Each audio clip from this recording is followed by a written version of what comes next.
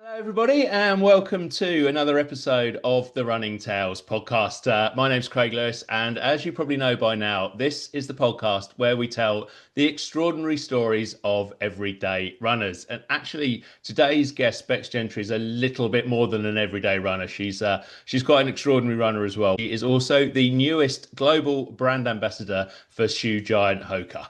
But just quickly before we get into Bex's story, there's a couple of bits of housekeeping that I just want to go through very, very quickly.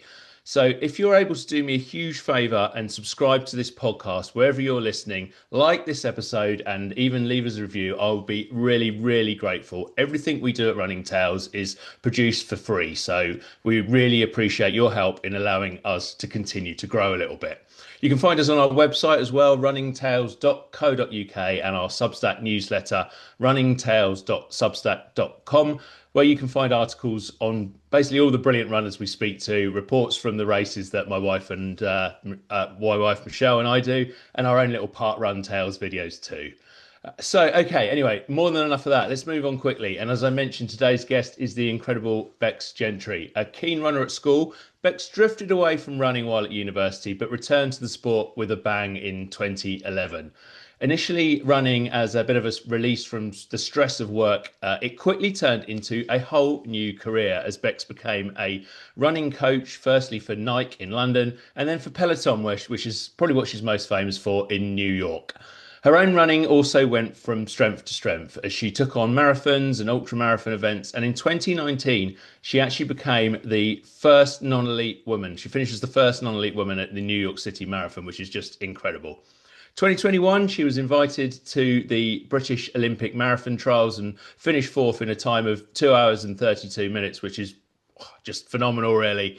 And her role at Peloton and all that road running success has seen her gain a really loyal following of runners who look to her for inspiration, including more than 200,000 on Instagram. So, as I said, most recently, that success has seen her named as Hoka's newest global brand ambassador. So, I should say quickly, both a huge thank you to Hoka, and to be completely open, they set this all up. So thank you to them for securing today's podcast chat. I'll certainly be remembering that and their help as I dedicate my next trail run in my beloved speed coach to them. So thank you, Hoka, for sorting this out. Anyway, without further ado, let's welcome Becs to the Running Tales podcast. Hi, Becs, how are you? Oh, so good. That was one heck of an introduction. Gosh, thank you. No, you're more than welcome. Hopefully, I didn't ramble on for too long. But let's maybe No. start your story at the beginning. Rewind back to those school days where I think Oh you gosh. actually found a love of running quite early. I guess. I mean, in the UK, you start with the egg and spoon race, and it goes from there, doesn't it, on sports day? And honestly, at school, it was a love-hate relationship. I absolutely hated cross country, doing it in my knickers, and getting all muddy and running around like we used to. And then it was just more of the sports element to it. Played lacrosse. I played all the sports at school, so running was involved in it, and very much unlike here in the US, running wasn't punishment in the UK. I seem to hear a lot from US alumni from school and university that running was punishment. That's why they hate it. Whereas I feel in the UK, it was such a pleasure to go for a run and explore with your teammates. So. Yeah, I did. I enjoyed it at school. Both my parents were very, very active, personally for them as well. And then, as you said, I drifted away from running and sport very much so at university, which I think is again quite common in the UK because we sort of do focus on academia at university rather than sport and academia, which is much more prevalent here in the US. Obviously, notwithstanding, there are couple of very good sports universities in the UK. I won't let that slide, but it's much more of a book smarts university few years for most in the UK, and that was Yeah. definitely the case for me. Book smarts, bars, late nights, doing all the things that don't fall into keeping yourself healthy category for sure. And then yeah, then it swang back around, and it's just gone onto many different chapters until today. Yeah, it makes me laugh when people talk about uni like that because I actually went to Loughborough, which is one of those Oh. One of those. One That's of where my those. sister went. Yeah, and the ultimate sports uni. But Mhm. I played loads of sports at school. I wasn't particularly talented. I thought I was all right. I went to Loughborough. I was not all right at sport. So you go Hilarious. to Loughborough, you're just not getting in any of those teams unless you are super elite. So Exactly, yeah, I exactly. Unless you're in like Oxford or Cambridge rowing, then yeah. yeah, that's it. That's it. So I kind of ended up on that same journey of uni, but for a slightly different reason. Yeah. Um, so tell us all about how you refound running and got back into the sport. Yeah, I mean, I really found running in a very tough point in my life. I always tell people I wasn't a well human when running came back into my world. I knew I had to get healthy from the partying lifestyle, due to a loss in my family, and just realized it was time to grow up a little bit and get out of that. And I started running to and from gyms when I lived in Brighton and Hove. And then, if anyone's ever been down to the Brighton seafront who's listening, I'm sure a lot of your listeners have. It's such a beautiful straight seafront, and there's multiple lampposts, and they're just so beautiful and ornate. And I just started running like further and further along that seafront to like do another 5 lampposts, do another 10 lampposts, and then ended up like at the sewage plant one way, or down up a hill the other way. And it was just it was a release for me, and I used it as sort of healing, escape, all of those things at the same time. And I came to the US to see my aunt and uncle. And at that point, I was at a very low point in my life. I was in a very, very bad relationship. And my aunt and uncle sort of saved me in many ways. My uncle himself being a very successful man after many, many times trying to be successful, fallen, back up. And he saw my passion for running and told me I had to share it with the world in some way. And I literally went back to Brighton. I quit my job and I enrolled in a YMCA business and sports diploma, and off I went to the world of fitness. And then running was always the backbone to that. It was the thing that kept me really into it. And I was broke as a button, and I could only run to get anywhere in London. Especially when I was interning at the Bulgari Hotel gym and starting at like 4 a.m. in the morning.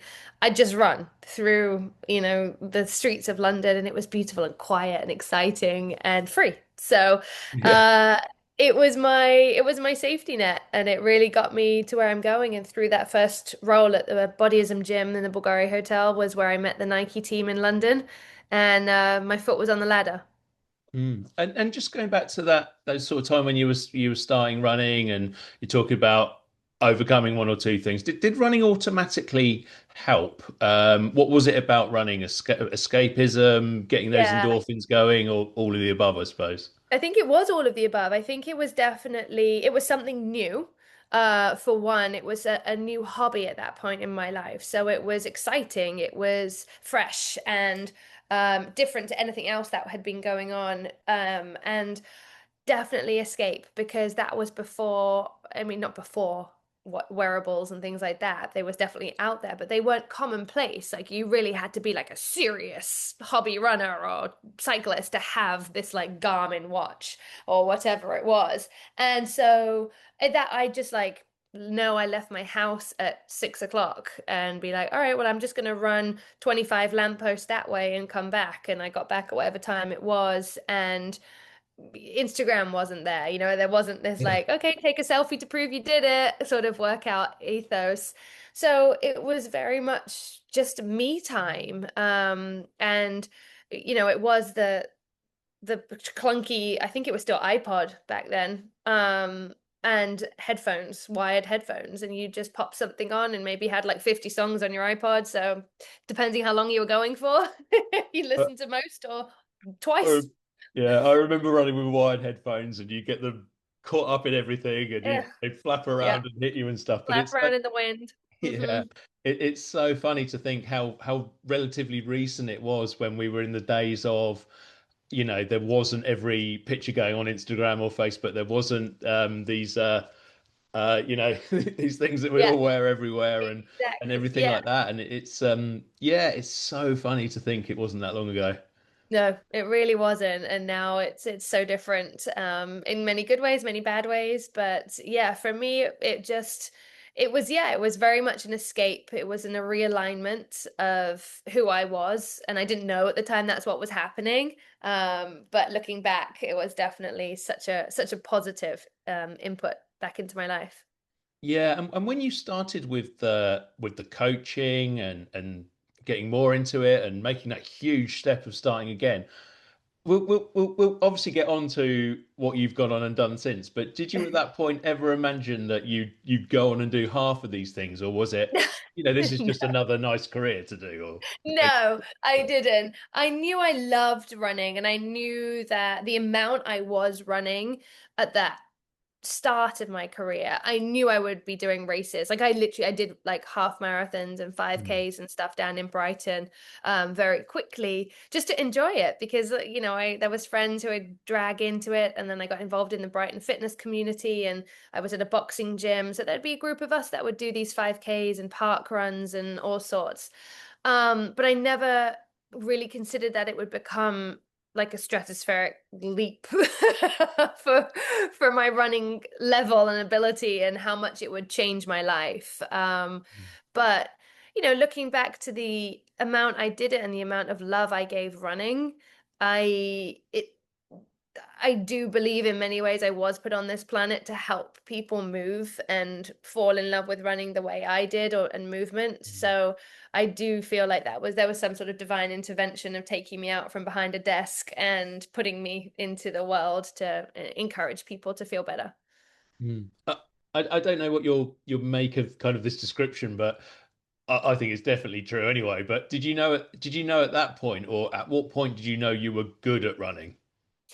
I didn't, Craig. Like I didn't know, because again, we didn't have these all of these comparative possibilities. We didn't have our phones on hand. We didn't have the Strava feed. We weren't like stalking people's Garmin or Chorus or whatever. Like Yeah. it was conversation at the pub, maybe, like how far you'd run or like, oh yeah, I did 5K in like 22 minutes. And that was said over a pint on a Sunday. And it was that level of running for me and for most people, unless you were a paid athlete or Yeah. up there. It was a very different world. So I didn't really know, and I didn't really take the time at that point to study what was good in running. I didn't really think I needed to worry about like Olympic times or qualifying times for different standards in races and things like that because I was just enjoying it so much. And that's not to say I didn't enjoy it as these things did change, but I Mm. was so in it for me and just the smiles that it gave me and the good feelings. It wasn't until I ran with my friend who then went on to be my coach that he was like, "You're really, really good at running. Like we can you let me coach you because I think you can run faster than a 3:27 Yeah. marathon." Yeah, definitely. And I mean, I know a lot of people will be looking at this going, well, 3:27 is pretty good for a start. Pretty good. We'll Very obviously good. get on Yeah. to what you've done since. Do you ever sort of look back at that time and think, oh, I wish I'd known a little bit earlier just to see what else maybe I could have done if I'd have known it when I was at uni No. or whatever. No, I think I'm really happy with how my Yeah. pathways run out. I don't believe I'm done either. I'm just about to turn 40 and I think I've got a lot more power and strength in me still. I've got a heck of a lot more discipline than I did when I was 27. So I Yeah. think there's something to be said about just rolling with it. And I think for me, I think if I'd have tried to do it younger, I may have failed sooner. So I'm Yeah. pretty happy with how it's gone right now. Oh no, that's brilliant. And I mean, let's be honest, we look at some of the ladies doing amazing times in the marathons and the ultras, and they're certainly on the other side of 40. So it's Mhm. a nothing age in the sport these Exactly. days if Yeah. it ever was. So Yeah. yeah, definitely. So we got you to London before I rewound slightly there, and you were on the edge of Nike. hmm How did that come about? Because that's a huge break, isn't it? Yeah, it was a huge break. So at the gym that I worked at, we trained media as well. Like it was a part and parcel of where they could come. And Jay Stevenson Clark, wonderful woman at the time, was the lead for Nike training in London.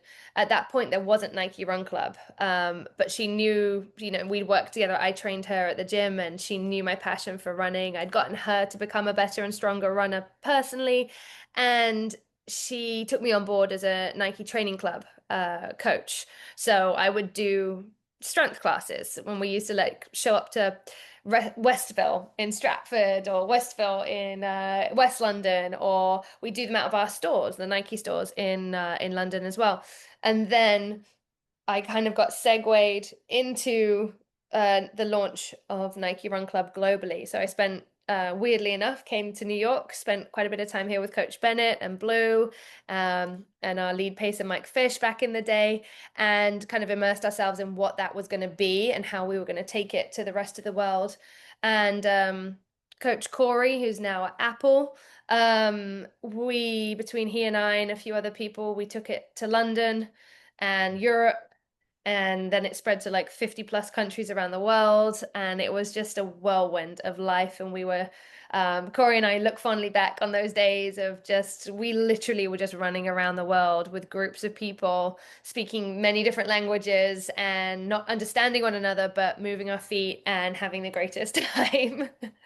Yeah, I mean, how obviously that was pretty cool to be traveling Yeah. around the world and doing all that stuff. But I'm thinking the other great side of it, because you alluded to it earlier, was suddenly being able to pass on your absolute passion for running and to help people to get better in their journey.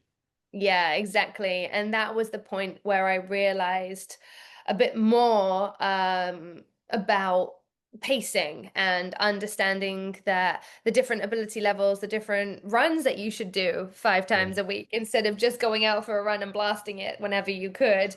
And yeah, just getting a bit more of the true principles of running and run training into my world. Yeah, Nike opened me up to sexy pace running and all of the paces from there up to flat out miles. Not somebody who enjoys running around the track, but I did that for twice a week in sessions. So it really was about me bringing a passion, but also being alongside people learning too, because I very quickly moved into ultras and endurance running and was very quickly known as the long distance runner. Mm. Um, but then I'd be seen on the track, like absolutely gassed and hating running in circles. I used to call it Nemo time. I was like, I feel like Nemo. I'm just going around in circles and I hate it. Do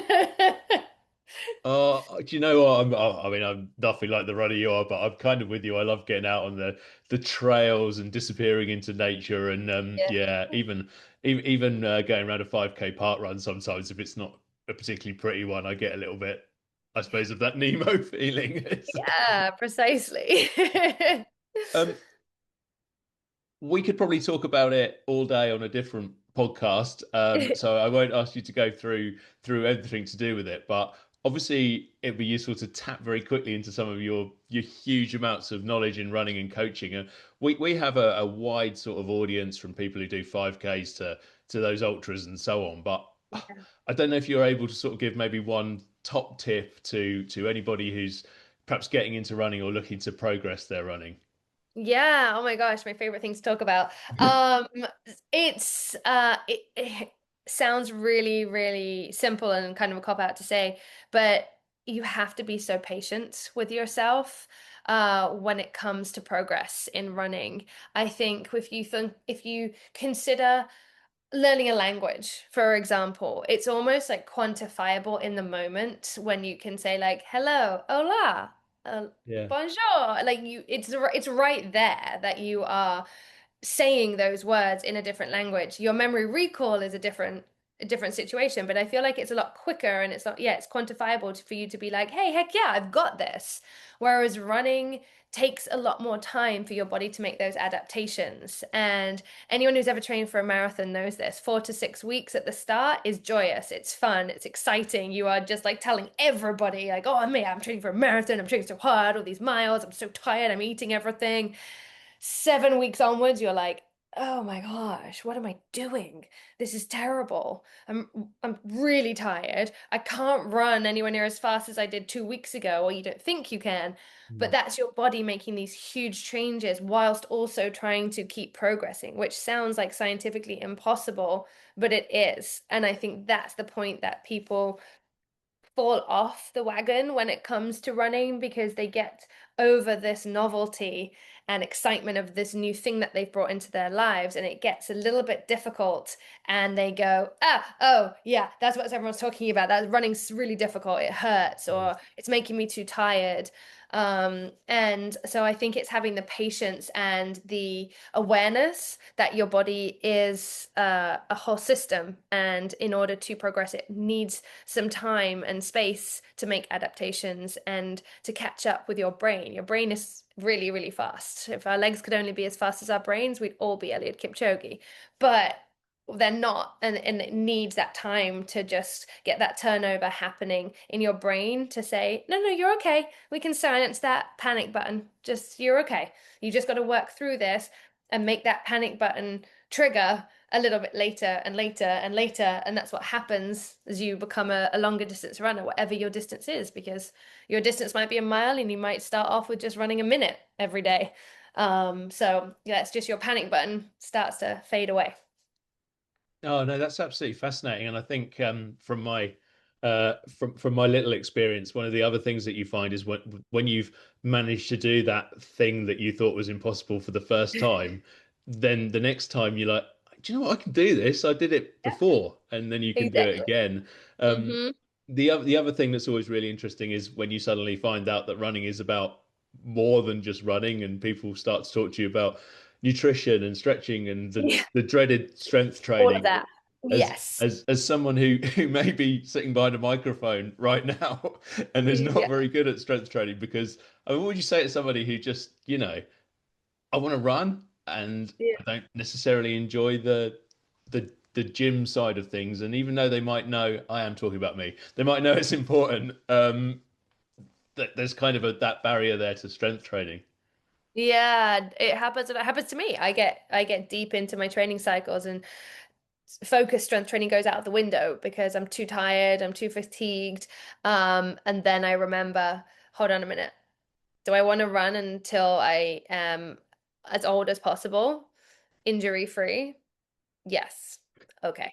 I need to start strength training. And it Yeah. doesn't mean sacrificing a run. That's what I've had to tell myself a lot more now.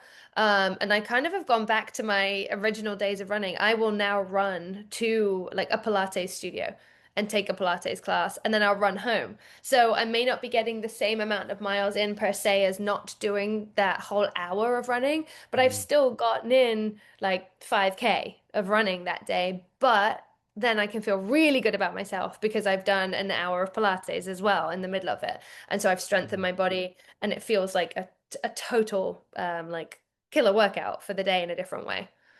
Oh, that's so cool. I'm definitely going to have to try and work some of that in. Yeah.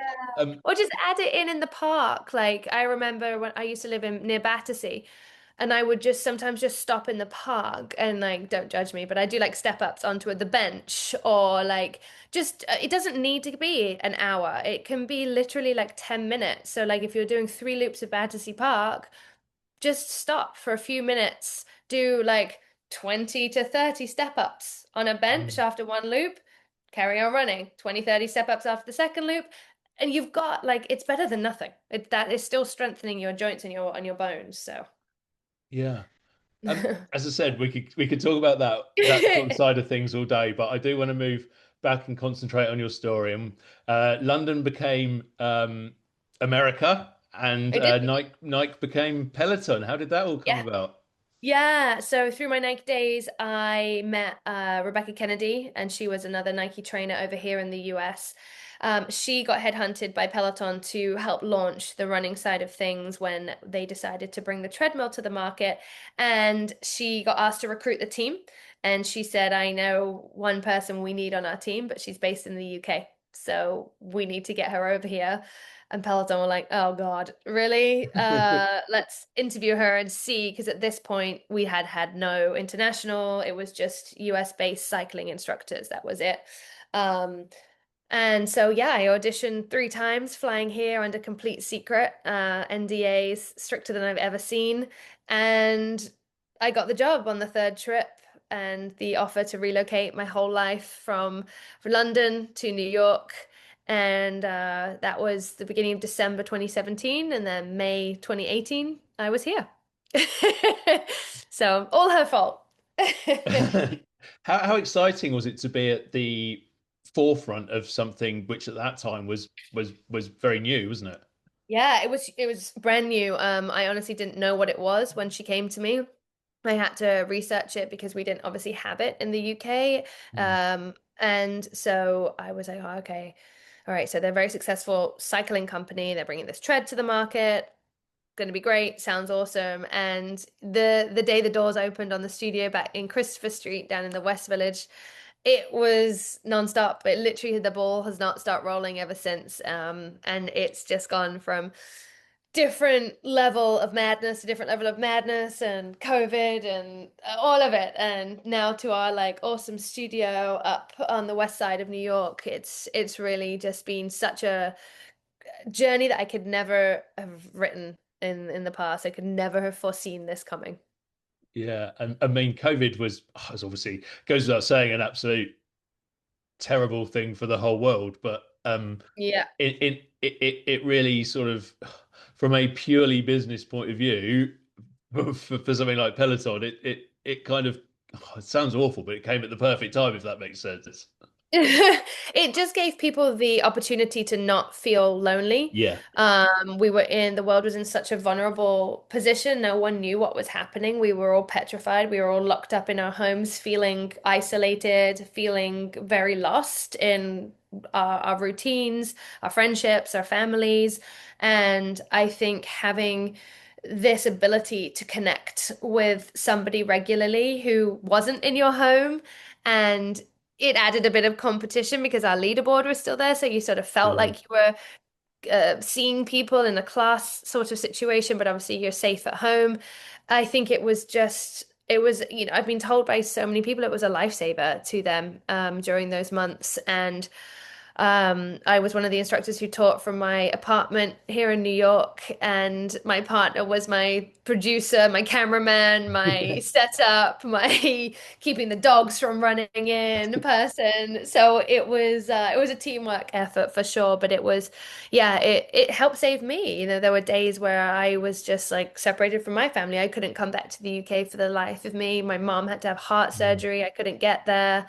It was really, really tough, and I had my job still to do. I still had to show up on camera, which in a weird way saved me from plunging into this, like, I don't know, opening a bottle of wine at 11 o'clock sort of Yeah. situation. Yeah, definitely. Oh, well, thank you for sort of explaining that a lot better than my very clumsy question. But yeah, no, I mean, I actually worked through it as well, and I think in some ways I was very grateful for being able to do that for exactly the Mhm. reason of, people who just, even if you don't necessarily love your job, which obviously you did, it gives that meaning and that structure to every week. COVID kind of took that away from so many people. One of the things it did do was tell people that in the hour they had each day that they were able to go out running. So running really came into its own as well, didn't It it? did. It was like the boom of running, as well. Of fitness. I think fitness took another massive leap in society, during, and then after COVID, because people kind of rediscovered their passions for fitness and what type of movement suited them well because they were suddenly at home, because there suddenly wasn't so much work to do, even if you were working, unless you were a first responder or in healthcare. It really was a lot lower workload for the vast majority of people. Mhm. And yeah, we were all suddenly going back to, I had friends of mine who were suddenly going back to the animalistic movements and doing all of those like things. And then I had friends setting up like a CrossFit style workout in their gardens, and Yeah. it was really cool. But running definitely took a huge, huge boost from people just when we were allowed to go out and walk, people would start walking. And then six Mm. months later, you see that same person starting to walk jog. And it was such an evolution of fitness, which was really, really good to see. Yeah, yeah, definitely. And just moving back, your success in Peloton was beginning to happen. That was moving Yeah. forward. At the same time, your own running was getting better and better and better, wasn't it? To the point where you had that incredible finish at the New York City Marathon, where, if I'm right, you were the. This is a really hard thing to say because it doesn't kind of make sense, but I think it was the first non-elite female. Is that Yeah, correct? Yeah. exactly. Yeah, so obviously you have the elite group of women who come over and then the masses essentially come through after that. And you have elite and pro field really, and I sort of Mm. came in after the elites even before the pros, which is crazy in a weird way.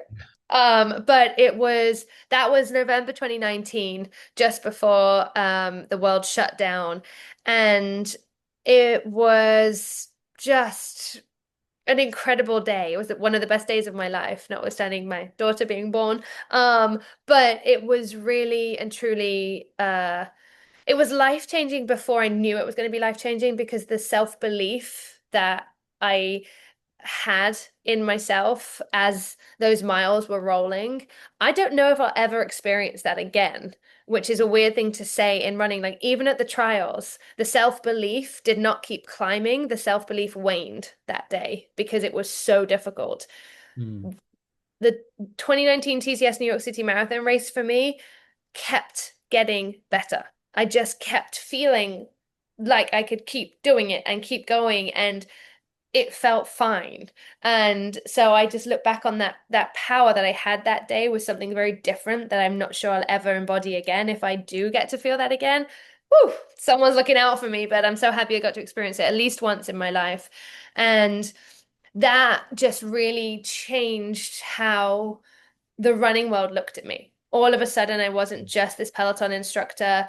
I'd always been bubbling because every race I'd done, I'd gotten faster and faster and faster. And there was always like, oh, you're pretty quick runner, Bex. Like, oh, you run really fast. I've seen your Strava splits. Like, there's always that conversation. But I never committed to being a professional runner. I never said I wanted to line up with the pros for any race. Even if they asked me, I was too nervous. I was too conscious of like, oh no, I don't know. I don't think I can do that. It's fine. I'll just run in the masses and then I'll see what happens.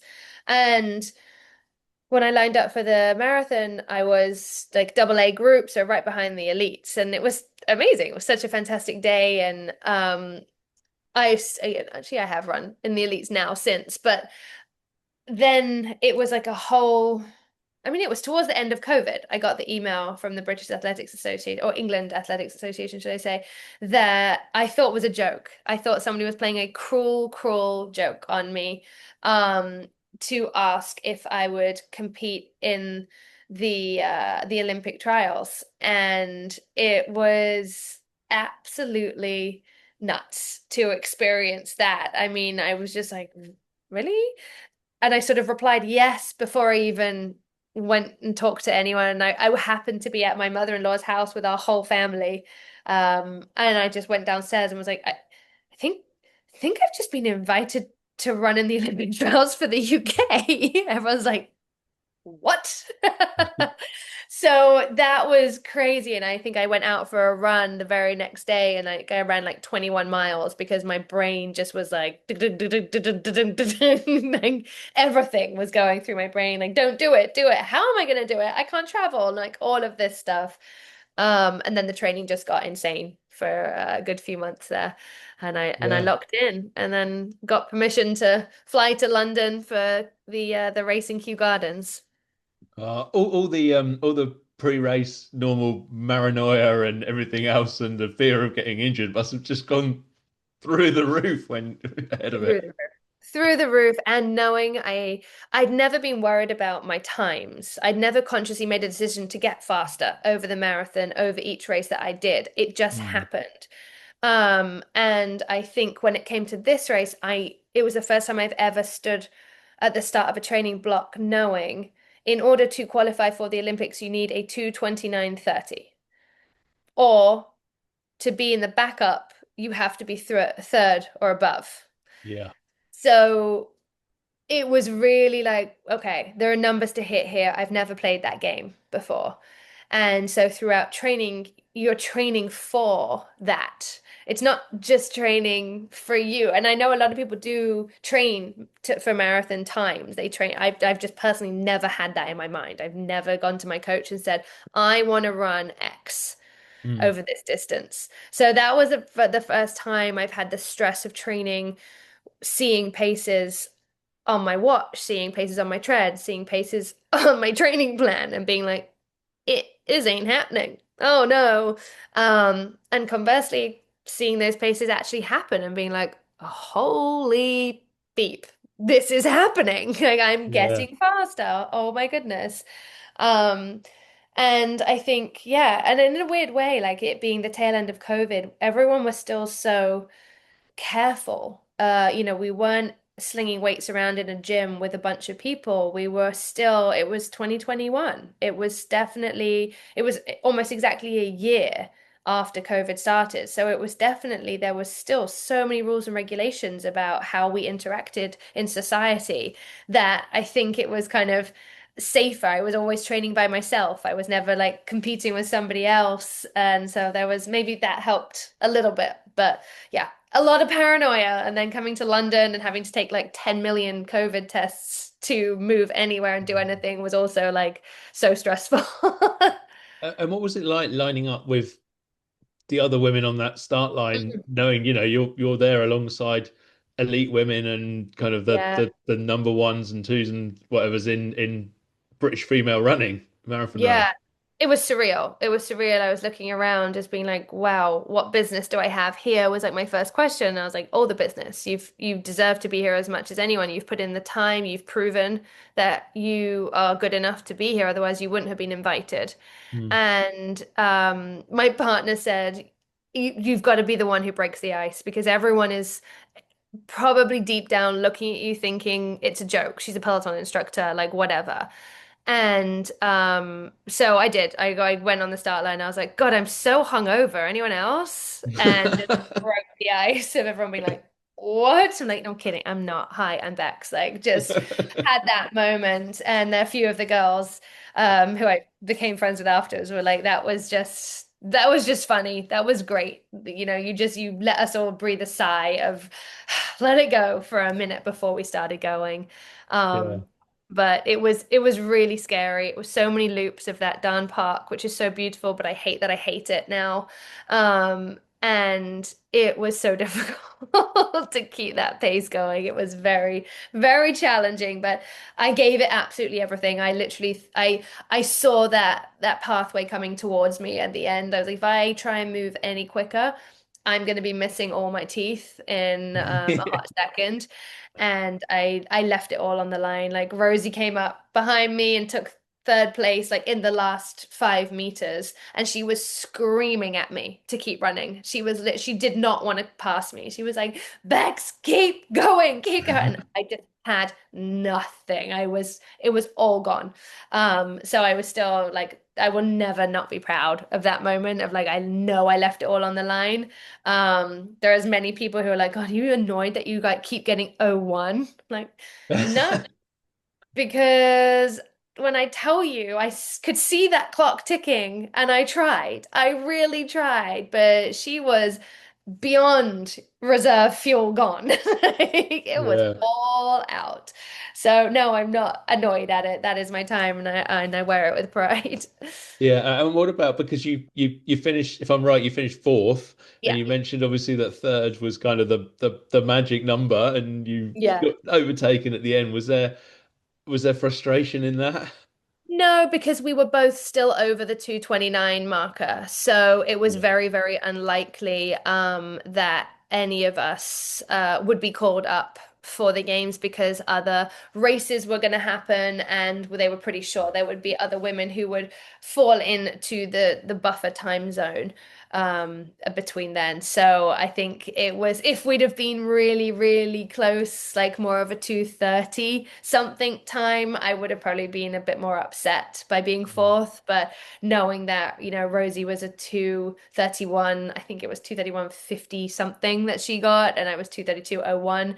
It was just so this sounds awful to say, but it's so far away from 2:29:30 in running terms Yeah. that there was plenty of room for someone else to grab it.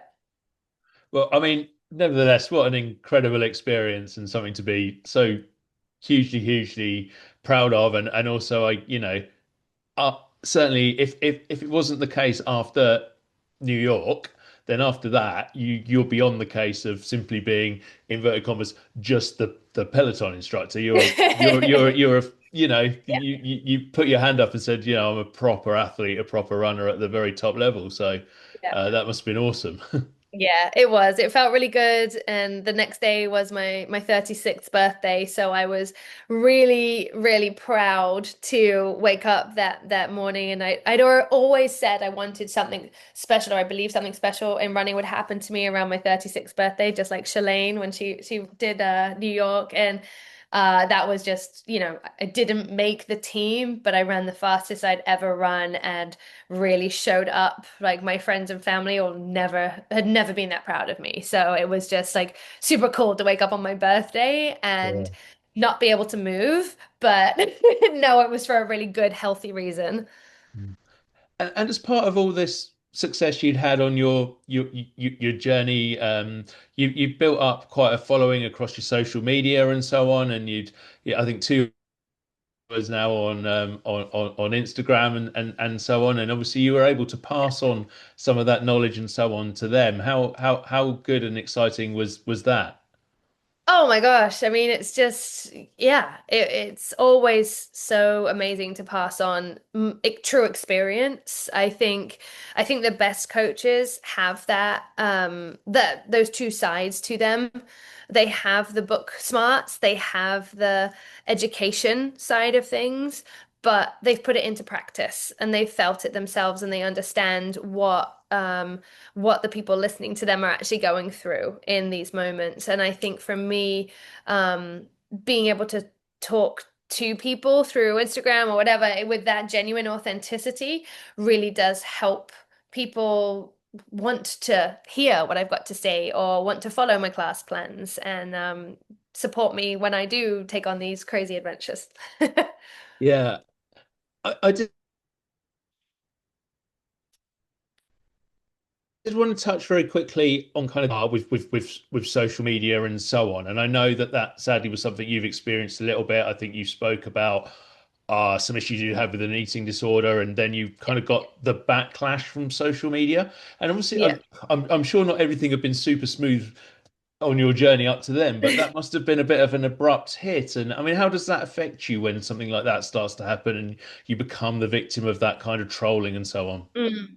Yeah, it sucks. It really does suck. I think it's part and parcel with being a quote unquote public figure in the world we live in now, is that there are people who sit behind the keyboards and they feel like they can say whatever they want without any thought, without any repercussion. And most of the time I just let it slide because I'm like, you're just having a bad day and I'm not going to play into your bad day and I'm not going to let your bad day be my bad day. But there was definitely a post or two that I got a lot of hatred on my body for. Mm. And as an athlete and somebody who's suffered from an eating disorder in the past, I it got me. That really got me. And I just felt very ready to sort of stand up for myself. It wasn't something that I'd really ever spoken about on my platform because I didn't want it to be ever used as a weapon against me or for me in a weird way. I didn't want that sort of pity vote on it either. Mm. And, because I'd moved through it. And I'm like, oh, well, I don't need anyone else to have anything to do with it. I've moved through it. It was ages ago. And so then I just took it upon myself to make a post on social media about, like, hey, listen, let's just all be clear here about where people come from and how people look. Body shaming doesn't just go one way. Body shaming can happen to anybody with a body, and it is wrong and it is uncalled for. And I think people need to be a little bit more aware of people with a smaller body. You could be really, really sick and have never told anybody that you're sick, but due to your medications, etc., people might come at you for being thin and oh my gosh, and you're sitting there thinking, well, why do I have to justify it to you, stranger? But I'm really sick. And there's that sort of element of things going on for a lot of people that we don't see. And I don't think it should, the answer is don't show your body then. I just don't think that's the answer. Yeah. So for me, it's definitely, I'm very aware of body positivity and celebrating that. I can't help how my physiology is that when I run 150, 200-mile weeks, I lose weight. I do. Like I don't know what to say. Like it is just happens. And it happens to most people when they do that kind of intense training. And I think it's about understanding how, when we speak to people, like you just have to have some respect about everybody's lives. You never know what's going on, even if you are a public figure. Not everything is laid out in front of that person for people to see or pick up the cards to.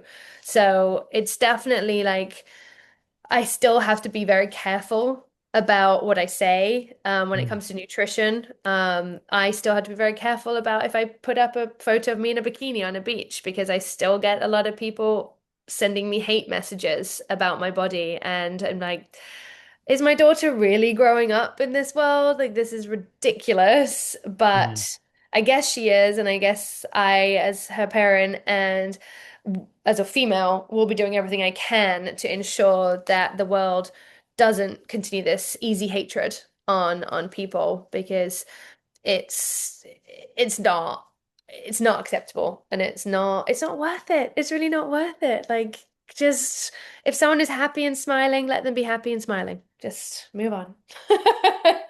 Yeah, I find the whole thing really hard, and I think there's a lot of misogyny caught up within it, and so on, Yeah.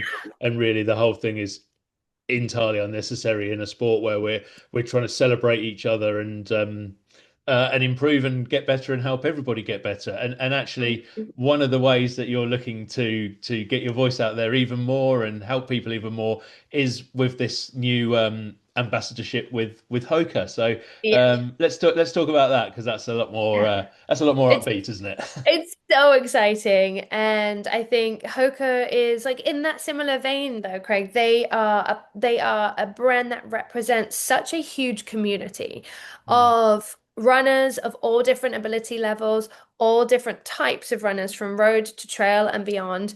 They are synonymous, at least in the UK, in the USA, with healthcare workers and, the amount of doctors and nurses that I see in medical situations who are just spending their extremely long shifts on their feet wearing Hokas is a testament to the support that this shoe gives lots of different communities and this brand, should I say. And it's such a wonderful alignment for me because their innovation is, I think, at a point right now of some really big things ahead. And I love that they're celebrating this like performance community innovation level and that I get to be a part of raising that up and seeing the awesomeness they can do. I mean, just this past weekend, I was just glued to Black Canyon's 150K races, just watching Hans crush it on the men's side. He's a Hoka athlete. Then I think we had one or two Hoka athletes in the top five for the women's, and it's like there's so much going on, even on the road for Hoka, that is just kind of groundbreaking for them. So I'm really excited to see what this next year has for us in store.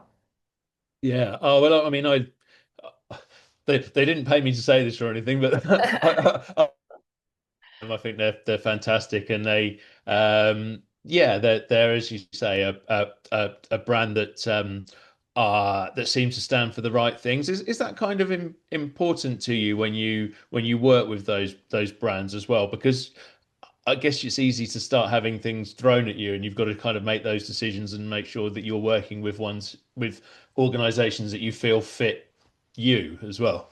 Yeah, yeah, absolutely. Hugely important. Yeah, this brand deal wasn't created overnight. It took some good few months really and it goes both ways for Hoka to understand who I am as an athlete and as a person, and me to understand the brand, the shoes, where the brand's going. And use the shoes in their entirety, not just like one shoe, to really go through the catalog that they have and see what kind of Hoka runner I am. And it's been incredibly cool to speak to the product team and the even like the marketing and comms teams about what they're doing. So yeah, it's really important that I align with where a company is going when I work with them, no matter if it's Hoka or if it's a makeup brand or a hydration brand. I have to feel very aligned to their company values, and Hoka's are just stand out to me. So I was so honored that they wanted to work with me in the end. Oh yes, it's so cool. Just finally, I just want to ask, really, I mean, what a journey you've had from starting running to relieve stress and going to all around the world and New York and working with these amazing brands and having the trial and so on. But yeah, just to finish off, what's next? I'm climbing some big mountains this year, that's for sure. I decided to head back to the trails, so head back to ultra running, and so I've got some really big feats coming up next. I'm in a few weeks. I'm getting my feet wet in my first trail marathon, in a long time. So I'm just kind of throwing myself in, not a race, not a competition. It's just an event that I'm going to show up to and get it done over here in the States. And then at the end of April, I've got a pretty big race, a pretty big 50K race coming up. And then end of August will see me compete in a very, very big, very, very long race in Europe. UTMB? Nope, No? maybe Oh, not letting it go right now. oh. No, well, we'll all find out very soon, I'm sure. Yeah. So yeah, absolutely. I like to keep things a little close to my chest before I let things out there. But it's going to be a really exciting year, and yeah, I've got a lot of ground to cover in the US over the next few months to get myself really feeling that confidence back into trail running because you know, you forget how different it is to road running or even city trail running. It's so different to true trail running, like up in the mountains, up in the hills. So it's gonna be, well, it's already been like exhausting, but it's wonderful. Oh, well, fantastic. Well, listen, I think anyone who knows your story, has listened to your story tonight, will already know that you're going to go out there and absolutely smash it. So good luck with everything that's coming up. Good luck with the work with Hoka. I'm sure that'll be a lot of fun. And thank you so much for taking the time out for to join me on Running Tales tonight. Thanks for having me, Craig. You're welcome. Folks, thank you so much for listening to tonight's conversation with Becs Gentry. She's on Instagram. I should probably have asked, what's your Instagram handle, Bex? I forgot It's to ask. it's at Becs Gentry. Very simple. Oh, there we go. Nice and easy. So yeah, go and give her a follow. Keep an eye out on her journey and what comes next. Do the old like thing, do the old subscribe, give us a review wherever you are. Thank you so much for listening, and we will be back next week with another episode of the Running Tales podcast.